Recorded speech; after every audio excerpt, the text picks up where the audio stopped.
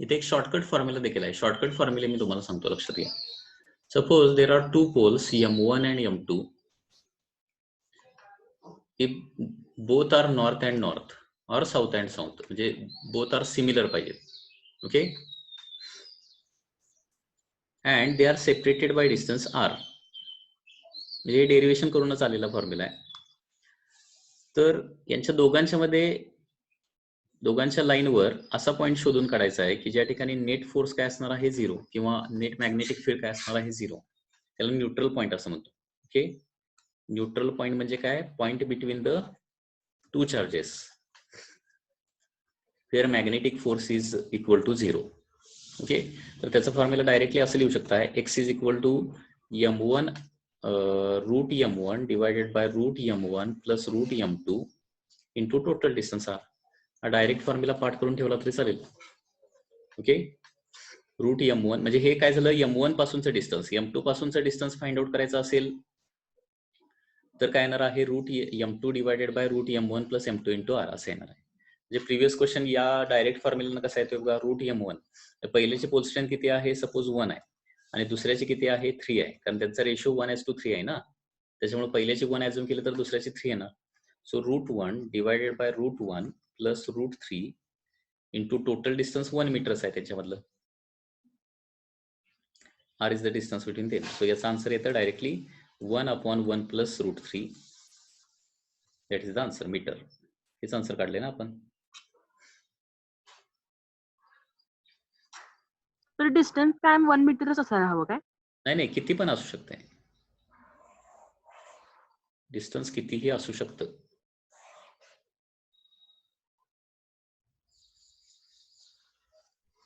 Okay sir.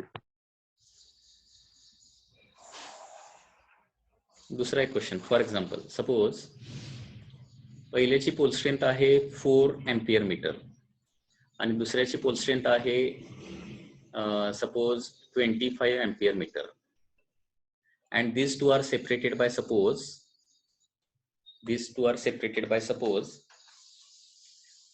7 centimetre. 7 centimetre न separated आहेत.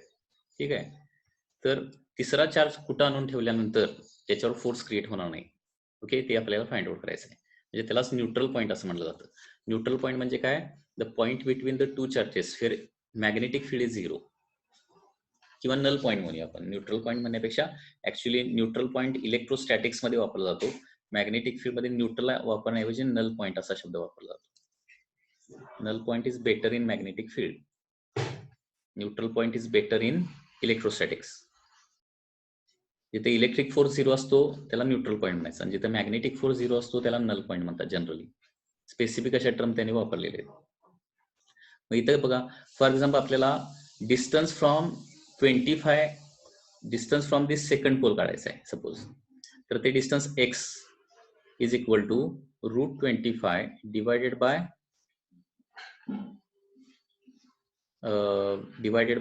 Route 4 plus root 25 into total distance is 7. So x is equal to 5 divided by किती होणार, 5 divided by 7 into 7. So answer is 5 centimeter. 5 centimeter from 25 or 2 centimeter from the 4 येणार आहे. लक्षात येते. हे similar असतील तर, डिसिमिलर असतील तर काय करायचं सांगतो तुम्हाला.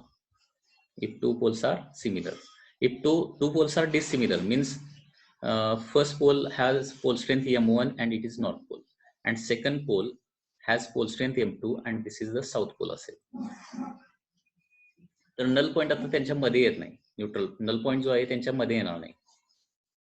तर काय येणार आहे, कुठल्या तरी एकाच साईडला येणार, m1 च्या लेफ्ट साईडला किंवा m2 च्या राईट हँड साईडला येणार. कारण का, इथं आपण आता सपोज एक युनिट नॉर्थ पोल ठेवला तर नॉर्थ मध्ये काय असणार आहे, रिपल्शन, आणि साऊथ नॉर्थ मध्ये काय असणार आहे, अट्रॅक्शन.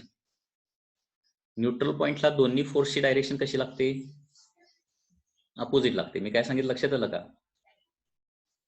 म्हणजे न्यूट्रल नल पॉइंट जो आहे तो दोन चार्जेसच्या मध्ये येणार नाहीये.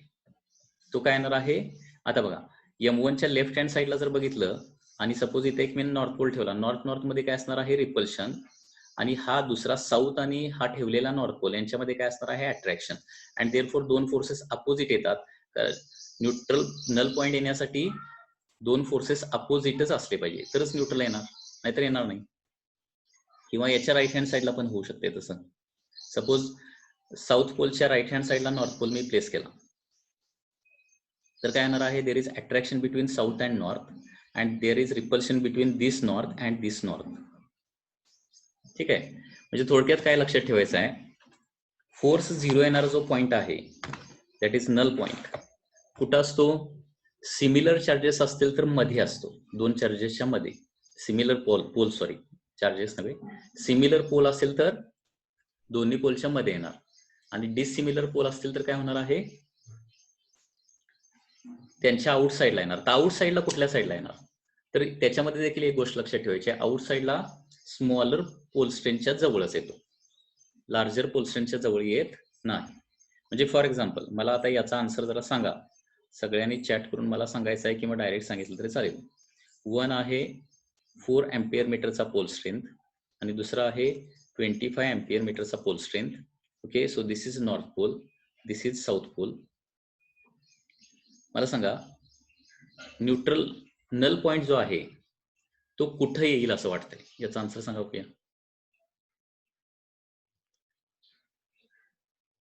दोघांच्या मध्ये येईल का? नाही. हा, मग एक तर 4च्या लेफ्ट हँड साईडला येणार किंवा 25च्या राईट हँड साईडला येणार. कुठे येणार?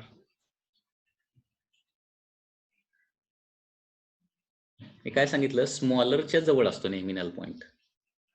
लक्षात आलं? इथं पण बघा ना, इथं 4 अँपियर मीटर आणि 25 अँपियर मीटर, त्याच्यामध्ये स्मॉलर मॅग्निट्यूड किती आहे, 4 अँपियर मीटर पासून 2 सेंटीमीटर येतं आणि 25 अँपियर मीटर पासून 5 सेंटीमीटर येतं. म्हणजे न्यूट्रल पॉइंट जो आहे किंवा नल पॉइंट जो आहे तो नेहमी स्मॉलरच्या जवळ असतो. आता स्मॉलरच्या जवळ म्हणजे लेफ्टला का राईटला एवढं शोधायचं आहे, म्हणजे त्यांच्या मध्ये का त्यांच्या साईडला. तर सिमिलर चार्जेस असतील तर कुठं असतं म्हणून सांगितलं मी, त्यांच्या साईडला. आणि त्याचा फॉर्म्युला आता बघा काय येणार, root m1 divided by root m1 minus root m2 into r. Here we are assuming that m1 is greater than m2. This is the formula for null position. म्हणजे सिमिलर चार्जेस असेल तर काय करायचं, डिनॉमिनेटरला plus sign वापरायचं, आणि dissimilar charges आले तर काय करायचं, डिनॉमिनेटरला मायनस साइन वापरायचं. आणि सबट्रॅक्शन करत असताना नेहमी larger square root minus smaller square रूटच करायचं. लक्षात आलं?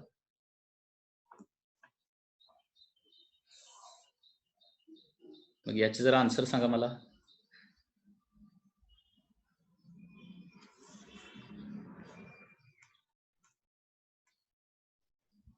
हंड्रेड अँपियर मीटरचा एक पोल आहे आणि दुसरा आहे 25 ampere metre, and these two are separated by 75 centimeter. Here is the null point.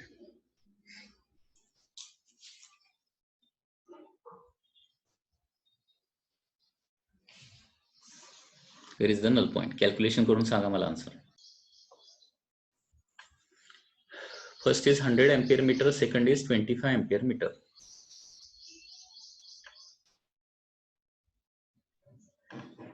आता फॉर एक्झाम्पल डिस्टन्स कुठून काढूया, फ्रॉम 25 अँपियर मीटर डिस्टन्स काढूया. म्हणजे काय येणार आहे, root 25 divided by root 100 plus root 25 75. तो डिस्टन्स किती होणार आहे, 5 divided by 15 into 75, 25 centimetre from 25 ampere metre.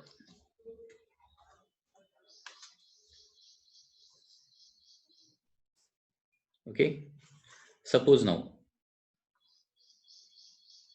This is minus, now प्लसचं मायनस केलं तर काय होईल आन्सर ना.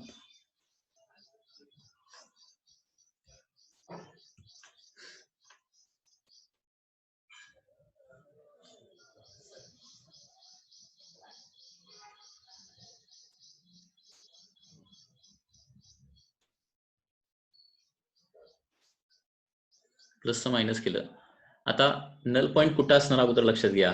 -100 एम्पियर मीटरच्या जवळ असणार का 25 एम्पियर मीटरच्या जवळ असणार ते सांगा अगोदर मला.